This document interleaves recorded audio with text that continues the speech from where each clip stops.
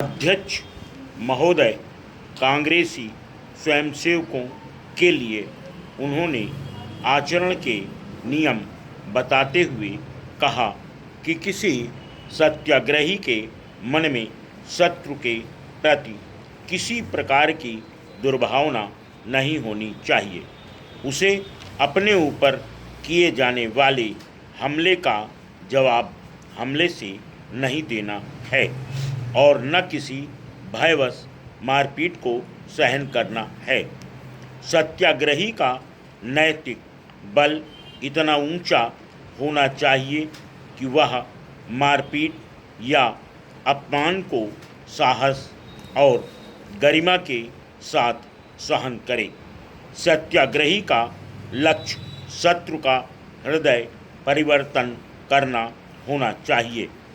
संसार के सबसे शक्तिशाली साम्राज्य के विरुद्ध लड़ने वाले नेता द्वारा अपने अनुयायियों पर इस प्रकार का नैतिक अनुशासन लागू करने की घटना इतिहास में बेजोड़ है।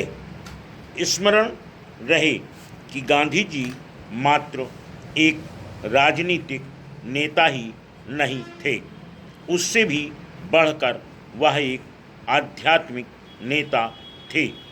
गांधी जी ही कह सकते थे कि कभी कभी प्रेम की मांग होती है कि सविनय अवज्ञा की जाए।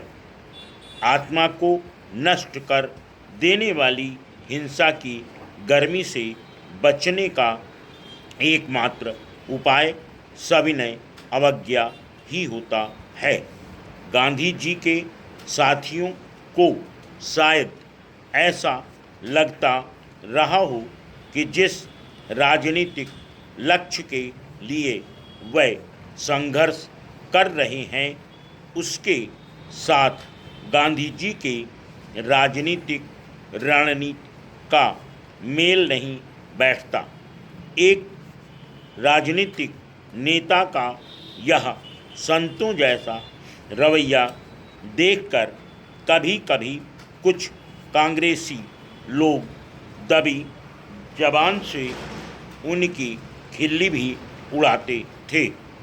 इस लेखक और युगांतर पार्टी के उसके साथियों के मन में गांधी जी के सिद्धांतों के प्रति पूरी श्रद्धा नहीं थी। अगस्त 1938 तक उन्हें ऐसा लगता रहा, लेकिन इसके बाद उन्होंने भी घोषणा की कि भारत को आज़ादी के लिए कांग्रेस के अलावा और कोई दूसरी पार्टी या मंच नहीं होना चाहिए। द्वितीय महायुद्ध के दौरान गांधी जी के नेतृत्व में संदेह रखने वालों का संदेह दूर हो गया। गांधी जी की बहुत सी बातें उनके प्रमुख सहयोगियों को भी पसंद नहीं आती थीं। यहाँ तक कि जवाहरलाल नेहरू और मौलाना आज़ाद ने भी लेखक के सामने यह स्वीकार किया। नेहरू जी के शब्द थे, गांधी की जनता को केवल वही आंदोलित कर सकते हैं, हम उनके बगैर कुछ नहीं कर सकते, भले ही हम उनकी बहुत सी बातों को पसंद न करते हों। यहाँ इसी संदर्भ में एक और बात बता दें।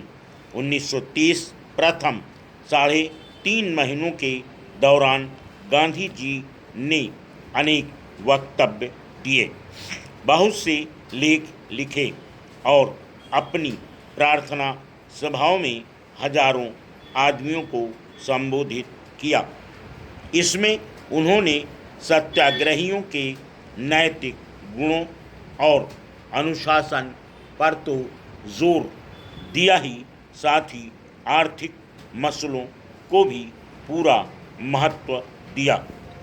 कमर तोड़ लगान, नमक कर, खर्चीला प्रशासन तंत्र, राज्य संरक्षण में किया जाने वाला ब्रिटिश माल का आयात और भारत के गांव में रहने वाली करोड़ों जनता को के दुखों की चर्चा करते हुए वह भारत को आज़ाद कराने की ज़रूरत बताते थे।